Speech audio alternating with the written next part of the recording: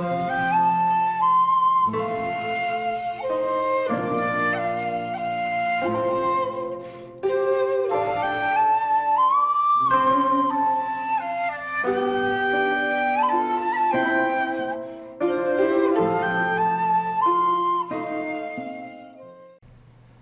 there, this is Solitary Ronin from Solitary Ronin Films, and welcome to my favourite 25 films of the 1950s.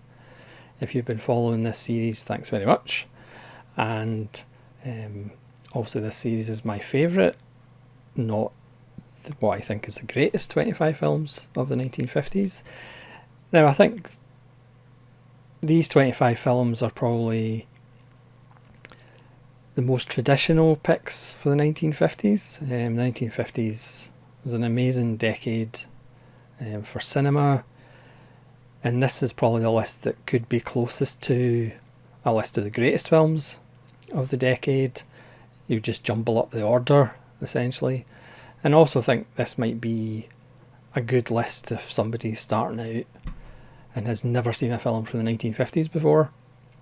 So there's lots of greatest hits on this list, not too many surprises,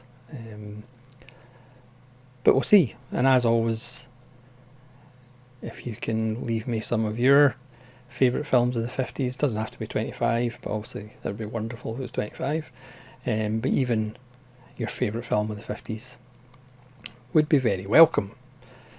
So I'm not going to talk too much about these films because most of them are stone cold classics. Starting with number 25, Paths of Glory by Stanley Kubrick.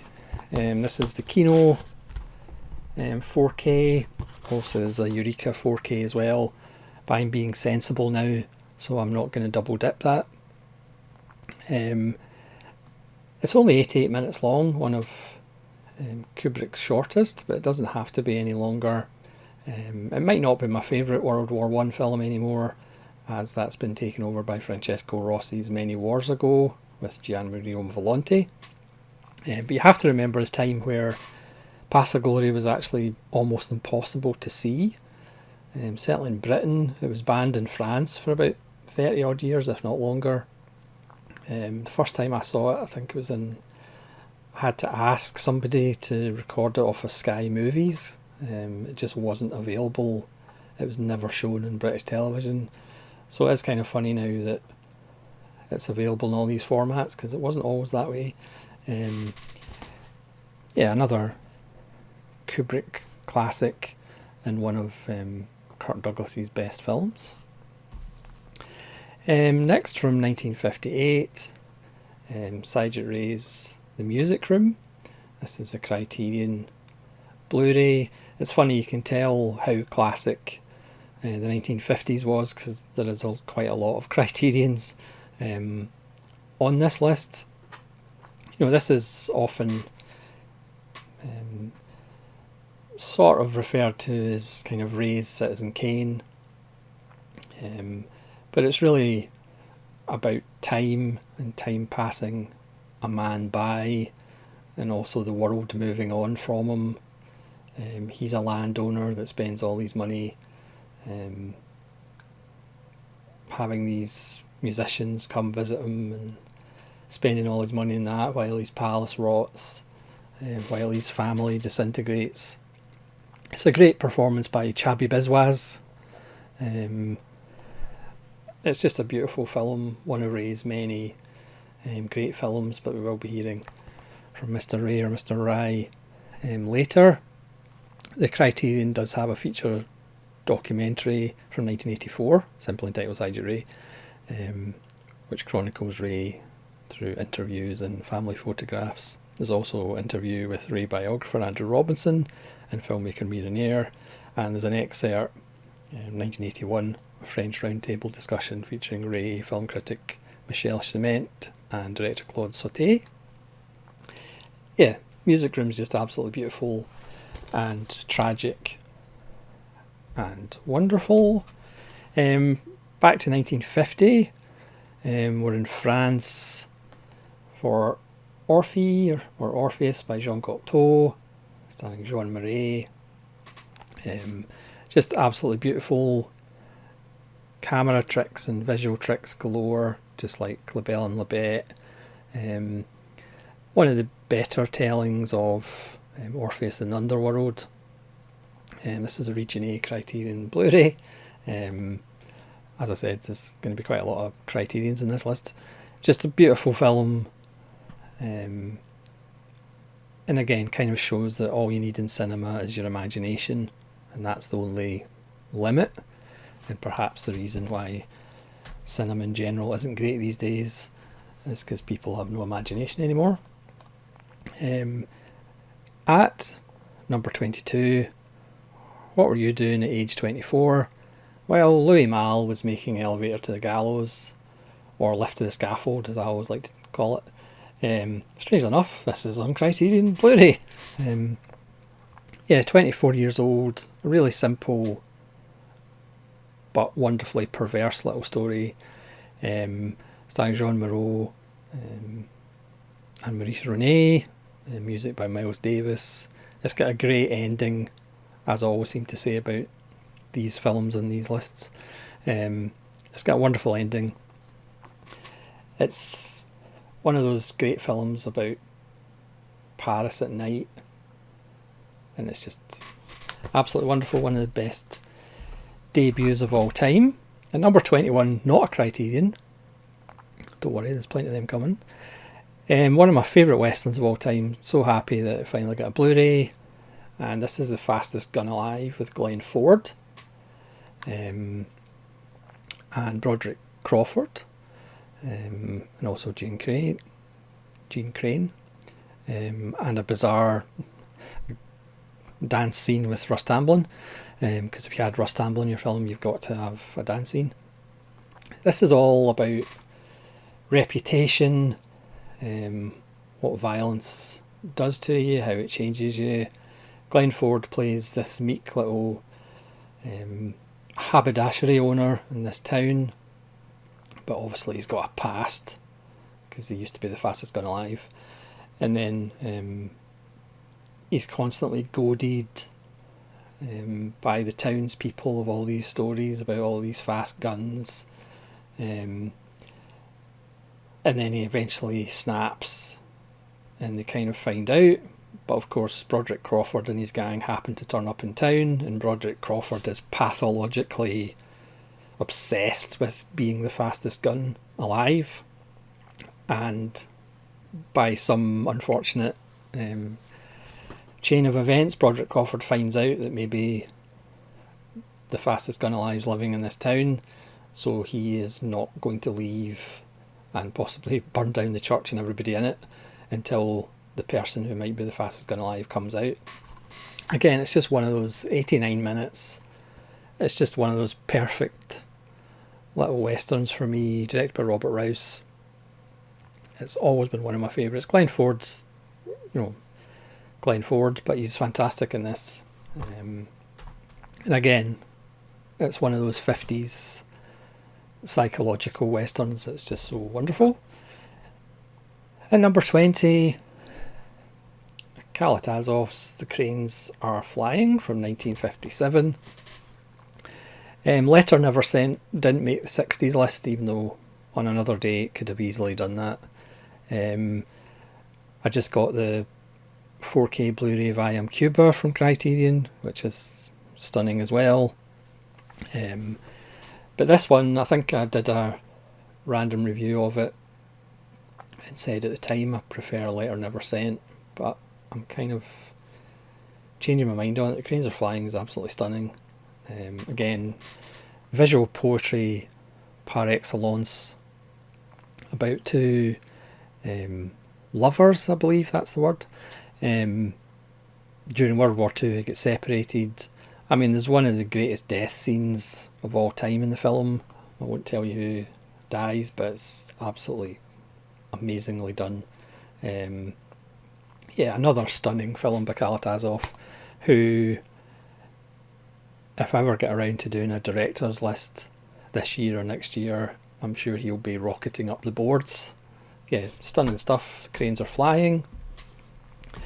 And from 1954, another western. In all those westerns you could say this is pretty unique, and that's saying something. It's Nicholas Ray's Big Yellow Johnny Guitar. This is the special edition by Eureka Masters of Cinema, because you have to have a big yellow box for Johnny Guitar, because it is a big, one of the most colourful colour films ever made. Joan Crawford and Mercedes McCambridge as the women, essentially playing men. Sterling Hayden as the man who's essentially playing a woman. Everybody hated it when it came out, apart from the French critics. It's just absolutely ridiculous, but also completely brilliant. And there might be another Nicholas Ray film on this list as well. One of the really underappreciated American filmmakers. Next, obviously there's going to be one or two from this filmmaker. I do not apologise. Kurosawa's Throne of Blood. This is a Criterion DVD. I do have it on Blu-ray on BFI. Arguably the best version of Macbeth. I know you can argue Orson Welles' Macbeth, but certainly the best adaptation of Shakespeare without using Shakespearean language, I think. Again, in my opinion is not fact, but this is tremendous. Kurosawa's use of rain and smoke and trees, obviously, is legendary. There's a wonderful scene where Mifune and his pal are lost in the fog, and it seems to run for far too long, and you start getting frustrated, and then you realise, oh wait, that's what the characters are getting frustrated as well. Just wonderful cinema of the mind and the heart. Just amazing. At number 17, maybe the only surprise on the list, Robert Aldridge's Attack, with Jack Palance, Lee Marvin and Eddie Albert as one of the great cinematic weasels. Not literally. I mean, Lee Marvin, who was in World War II, most of his unit or platoon was wiped out, but he made it back. He did have survivor's guilt, and he always wanted to make the violence in his films as realistic as possible and not, make it fun or anything. That's why The Dirty Dozen wasn't particularly one of his favourite films that he was in. But this is just low budget, lots of kind of set bound stuff, based on a play, but absolutely savage. Eddie Albert who was a big man back home, or the son of a big man back home, and wants to prove that he's a big man to his father when he gets in charge of a battalion, but just makes all the wrong decisions and gets people killed over and over again. And Jack Palance has had enough. There's a wonderful moment where he threatens Eddie Albert that he's going to shove a grenade down his throat and pull the pin. And Lee Marvin is just absolutely fantastic, who was Eddie Albert's friend back home, but eventually realises the guys just shouldn't be in leadership. Again, I'm going to say it again, it's got an amazing ending. Really bleak. Again, there's no way this would have got away with it in like 1948, but it's in 1956. And as we know, the 50s are a little bit bleaker than the 40s were. Yeah, if you haven't seen it, just absolutely brilliant, caustic, visceral filmmaking. Back to Japan and back to Criterion, 1954, in Mizoguchi's Sanshou-Deu, Sancho the Bailiff. Just absolutely brutal, absolutely bleak, but really has narrative drive to it. A different kind of filmmaking than Kurosawa, for example, but just one of those films that you can say masterpiece with a straight face. Next up, some more Criterion from 1955. Again, this is a bit of a cheat, but it's the whole Apu trilogy, Now available in 4K. I'm not sure I'm going to get it in 4K because it is ridiculously expensive. I'm quite happy with these Blu-rays and quite happy I got a Blu-ray. Yeah, one of the greatest trilogies of all time. It follows, Apu, from a boy to a man. Pather Panchali, 1955, was Ray's debut. He had no professional filmmaking training. Just devastatingly simple but beautiful pastoral films. Again, it's all about the past and the future, the decisions we make. Just absolutely stunning stuff. And again, if this list is a starter pack for people for the 50s, then this is an essential piece of the starter pack. Then to 1958, Orson Welles' Touch of Evil. You could make the argument that perhaps Orson Welles started film noir with Citizen Kane and ended film noir with Touch of Evil. This is the 4K that came out, but the Blu-ray looks good anyway. Again, another one of Orson Welles' films that was messed about with, unfortunately. This has 3 cuts, the 95-minute version, the 109-minute version, the 110-minute version. Could you imagine what Orson Welles' films would look like if people didn't mess about with them? At number 13, it's Nicholas Ray's, another film from the 50s. It's 1951. Another film that was messed about with the studios, so it's only 82 minutes long, but it still remains a flawed masterwork as far as I'm concerned. It's On Dangerous Ground with Robert Ryan and Ida Lupino.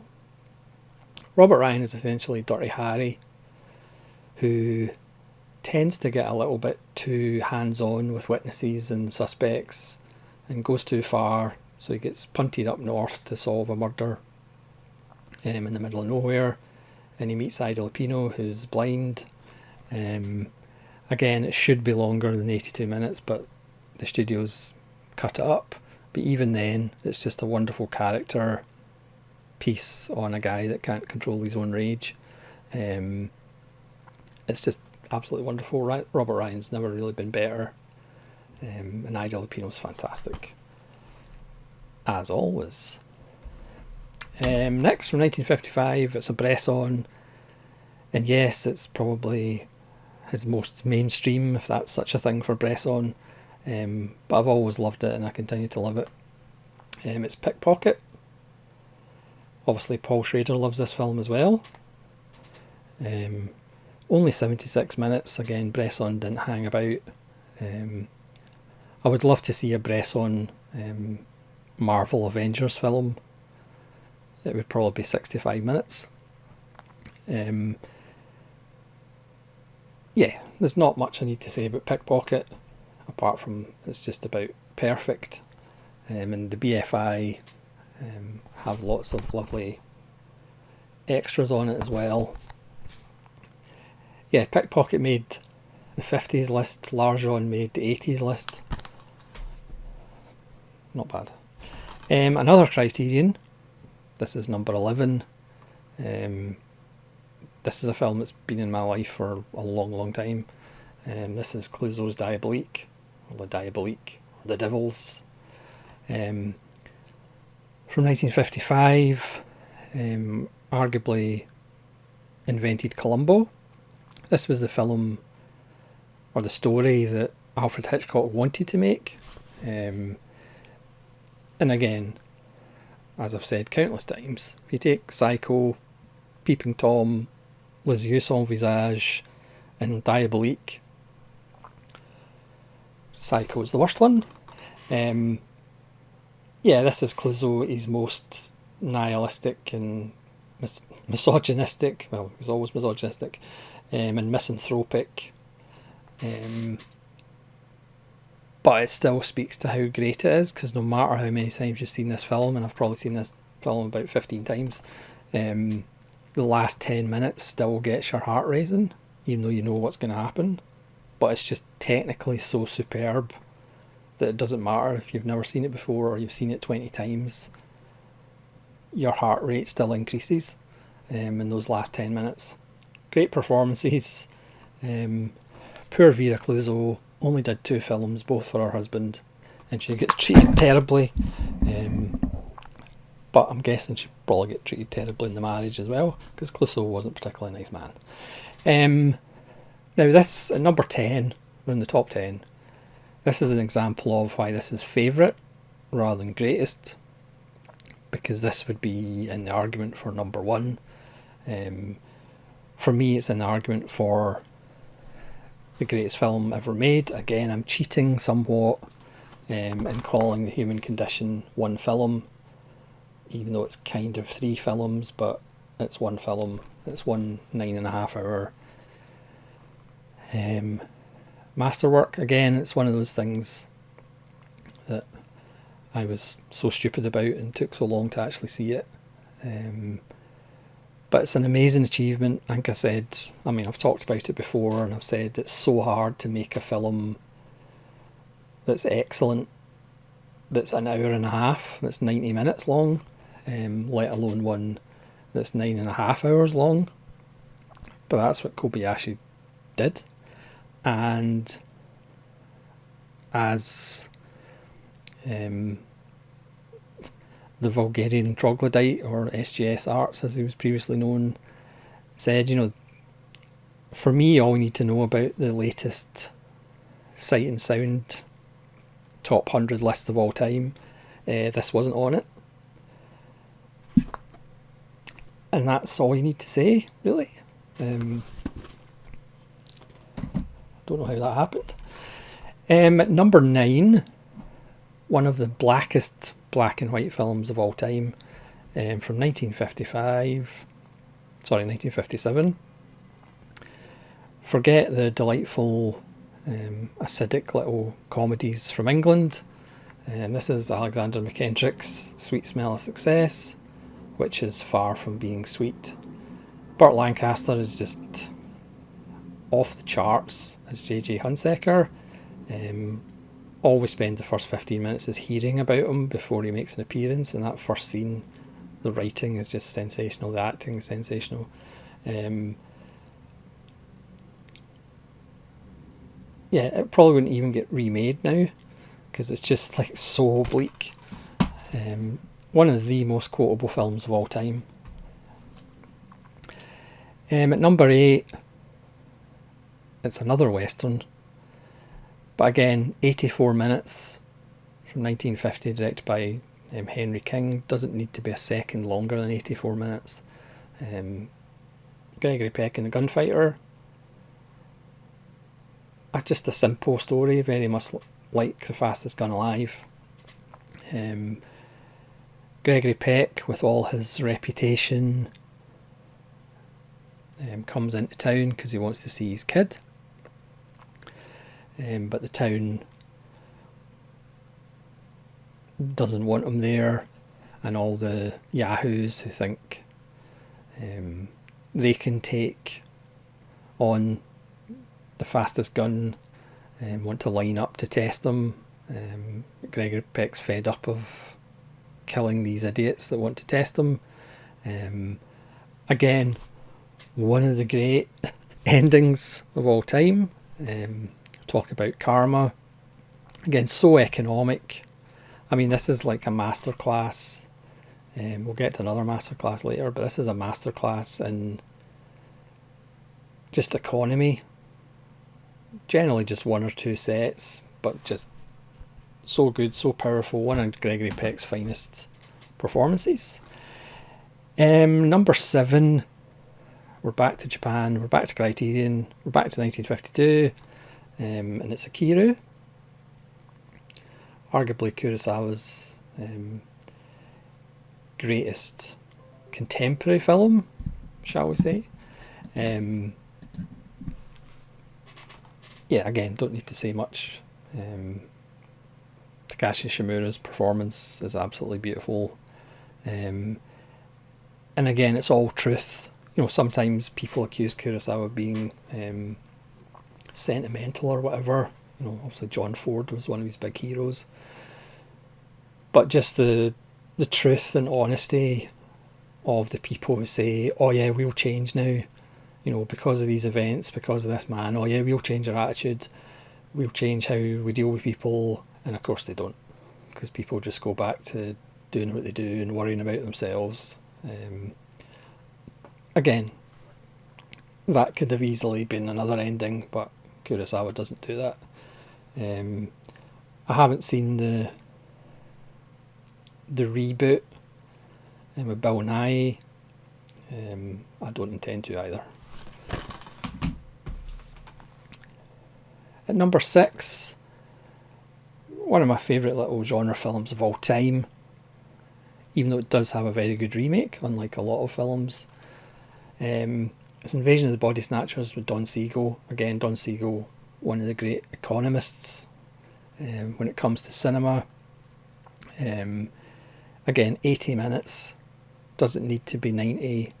It's just absolutely perfect. Kevin McCarthy, just a career best performance. You can read it as whatever you like. Obviously most people read it as communism, but it can be anything you like, really. Yeah, a worthy remake, which you don't say all the time, but I just love the original. Next, from 1957, 12 Angry Men. I know this isn't Nazrin Prod's favourite film, but I just love it. Plus, I always love it if you think Henry Fonda is deliberately changing the jury's mind just for perverse satisfaction. Of course, the bit with the knife is completely ridiculous, but if you forget the script, the acting is absolutely brilliant. And for essentially a film in 2 rooms, 2 small rooms, this is an absolute masterclass in blocking and framing and where to put the camera, how to move the camera to make it still a dynamic film rather than a very dull film. It helps with the script, it helps with the actors.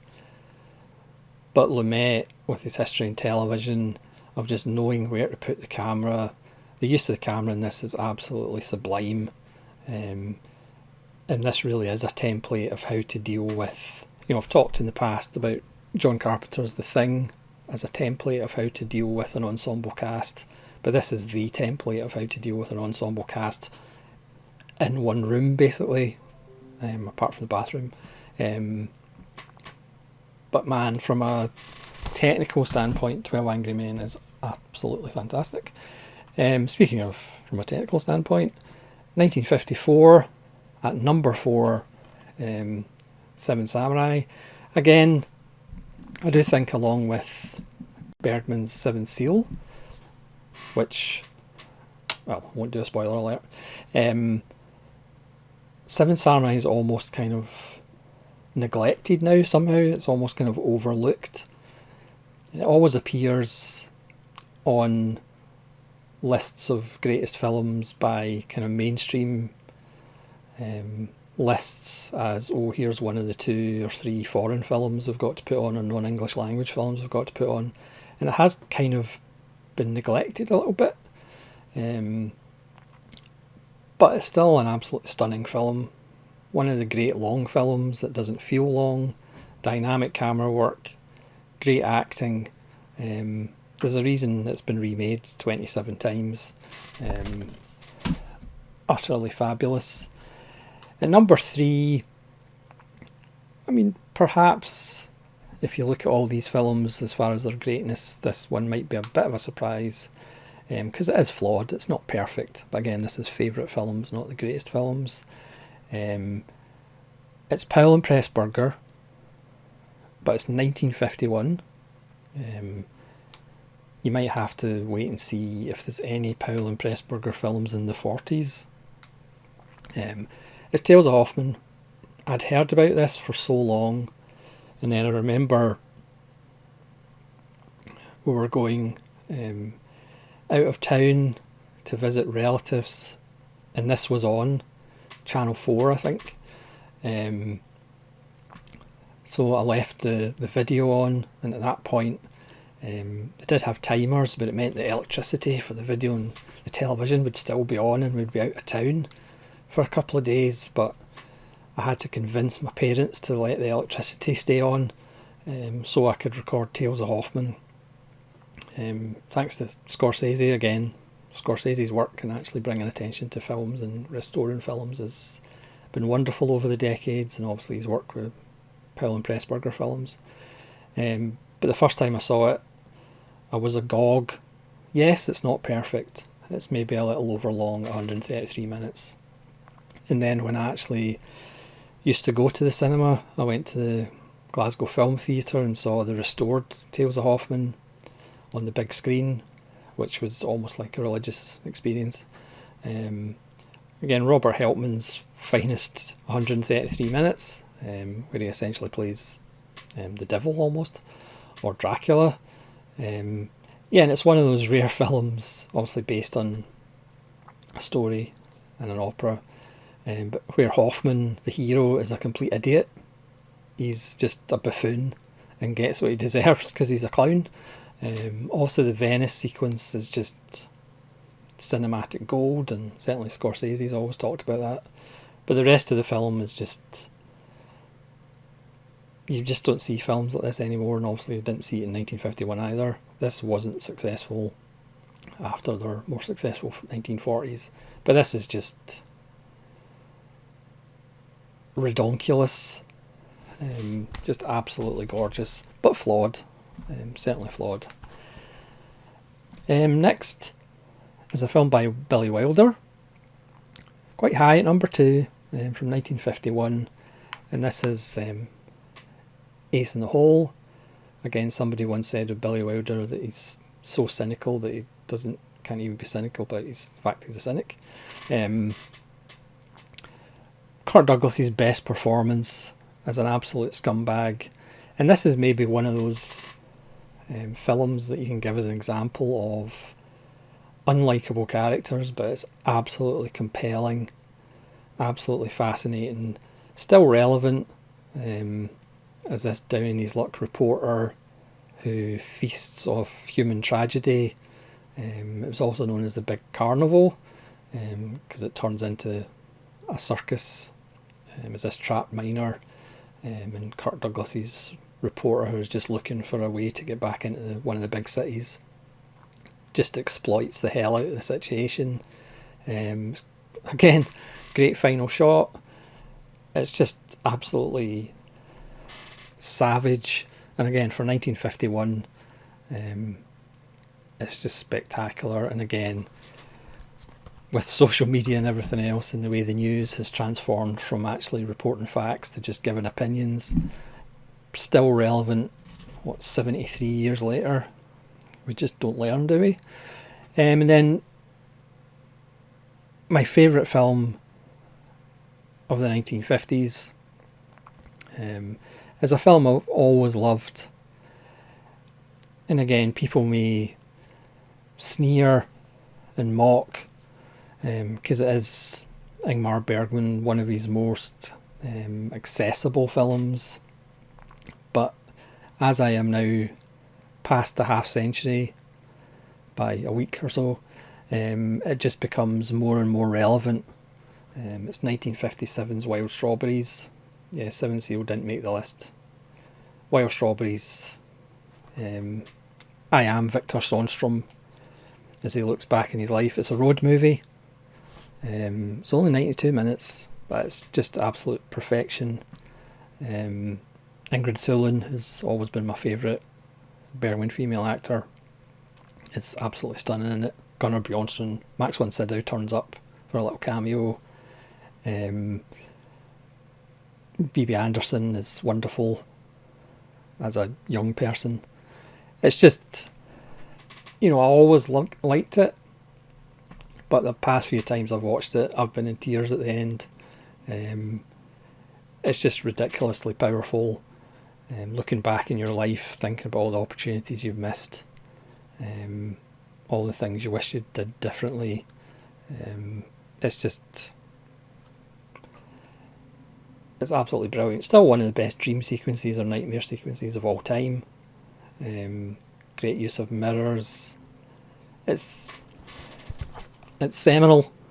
Again, other people love Bergman's more oblique films. But Wild Strawberries is just the cream, if you like, of Bergman at his best. So thanks so much for watching. Please let me know in the comments your favourite films of the 50s. Again, you don't have to do 25, but that would be wonderful. I've loved the response from these lists, and hopefully you'll join me for the 1940s. Some cracking films in the 1940s as well. So once again, thanks very much for watching. Thanks very much for your support as always. I really do appreciate it. And hopefully you'll join me again soon. This is Solitary Ronin from Solitary Ronin Films, saying farewell.